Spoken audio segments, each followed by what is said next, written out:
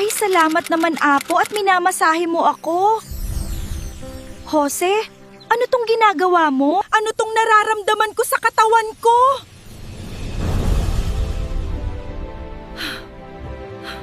Ay, nako.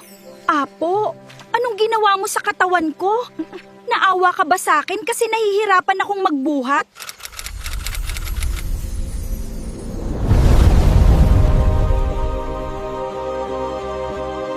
Kay ganda talaga ng kagubatan sa mundo ng mga tao. Hindi ito nalalayo sa kaharian ko, subalit hindi nila ito pinapahalagahan. Pilit nila itong sinisira at tinatayuan ng iba't ibang gusali. Hindi nila alam. Darating ang panahon pag naubos na ang mga puno, wala na silang sariwang hangin na malalanghap at ang mundo nila ay tuluyan ng iinit. Sana malaman nila ito habang maaga pa. Anong ginagawa mo dito sa teritoryo ko?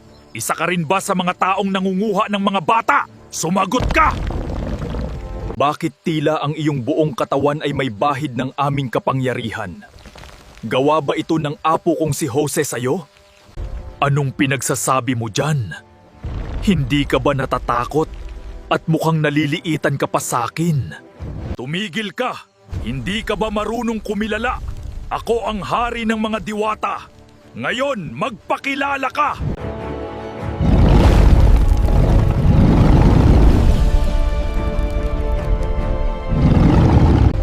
Patawad po, mahal na hari, hindi ko po kayo nakilala sapagkat bago lang akong bantay dito ng kagubatan. Ako po pala si Lucas. Binigay po sa akin ng isang sanggol ang kakayahan kong ito. At iniligtas ko po siya sa mga taong nais gumawa ng masama sa kanya. Mabuti naman kung ganun. Ngunit ikinalulungkot kong ipaalam sa'yo na kailangan kong bawiin ang kakayahang ibinigay sa'yo ng apo ko. Ito ay upang mapanatili ang balanse ng mundong ito. Tatanggapin ko po ng bukal sa puso ang inyong pasya, mahal na hari. Salamat sa pagligtas mo sa apo ko, Lucas. Maraming salamat, Rodel, sa pagtulong sa pag-ani nitong mga palay. Walang anuman po. Binabalik ko lang yung tulong na binigay nyo sa amin. Ganito ha, yung isang sako, mamaya itabi mo na para may pangsaing kayo ng mama mo at hindi na kayo bumili pa. Nako, nakakahiya na po, Mang Nestor. Ang dami nyo na pong naitulong sa amin. Ano ka ba, tatay? Nestor na lang itawag mo sa akin. Oh, Rodel, anak, uminom ka muna, baka nauuhaw ka. Bakit si Rodel lang ako, hindi mo aayain, Rose? Joke lang. Kumapit kang maigi, anak Jose. Baka mahulog ka dyan, ha? Carla, huwag kang masyadong malikot. Nasa likod mo si Jose. Paano po, Mang Nestor? Ibilad ko na po muna itong mga naani natin habang maaga pa. Sige, mag-ingat kayo, ha?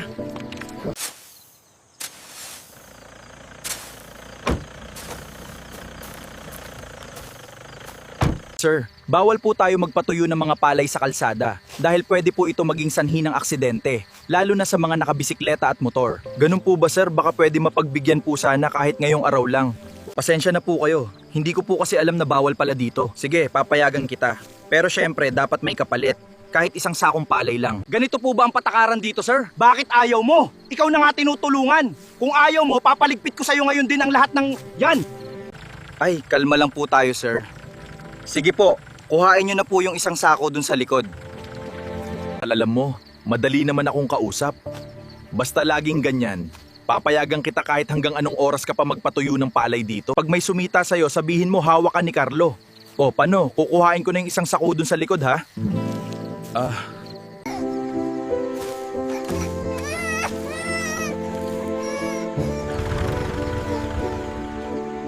Huwag ka na magalit, anak, hayaan mo. May araw din ang mga taong mapagsamantala sa kanilang kapwa. Nasaan kaya sila, nanay? Wala naman ako nakitang katawan sa loob ng kubo. Sana ay hindi sila napahamak. Alam ko hindi na nila ako matatanggap at mapapatawad pa dahil sa akin kaya nangyari sa kanila to. Paano na ako nito? Si Don Fernando siguro ang may gawa nito. Para mapalaya sila, nanay, dito sa lupang ibinenta ko sa kanya. Sino po kayo? Bakit naka-costume kayo dito sa bundok? Hindi mo na kailangan malaman. Sagutin mo lang ang tanong ko. Kaano-ano mo ang nakatira sa kubong ito, lalo na si Rodel? Kapatid ko po siya. Yung pamangkin ko pala, kawawa naman siya. Sanggol pa lang yun. Bakit ka ba umiiyak? Kasi baka po may nangyari ng masama sa kanila. Tignan niyo naman po ginawa ng mga tao sa kubo namin. Tumigil ka na sa pag-iyak. Nasa maayos naman silang kalagayan. Bakit bigla siya nawala? Diwata kaya ang lalaking yun. Sana isama mo ako sa inyong kaharian. Mabuti naman akong tao, hindi ako gagawa ng masama. Bukas naman ulit natin to ibilad anak at malapit na magdilim. Wala pa naman ilaw sa daanan natin. Palagyan natin to sa susunod.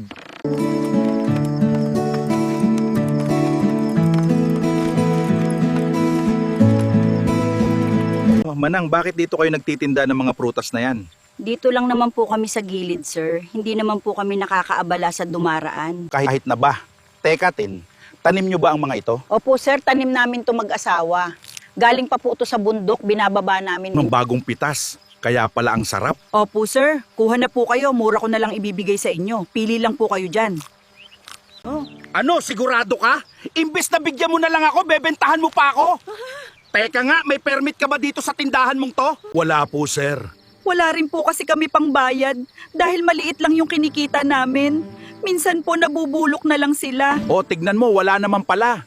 Akin na, magbigay ka na lang sa akin para hindi ko ipasara tong tindahan mo. Kaso, sir, magkano pa lang po itong kita? Akin na nga yan, tsaka balutan mo ako nitong saging. Sir, pambili po ng gamot yan ng asawa ko. Maawa naman po kayo sa amin. Ito yung pulis kanina na kumuha ng isang sakong palay namin, ha?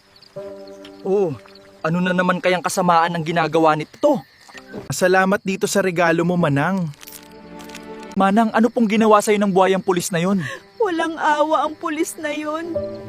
Hirap na nga kami sa buhay. Pati ba naman kami gusto niya pang nakawan? Paano na ang asawa kong may sakit? Pambili pa naman niya ng gamot, yu. Huwag na po kayo umiyak. Ito po, oh. Ipambili niyo po ng gamot ng asawa niyo. Seryoso ka ba dito, iho? Ang laking halaga nito. Opo, tulong ko po sa inyo yan. Maraming salamat sa iyo, iho. Pagpalain ka pa ng Diyos at sana karmahin ng mga taong masasama.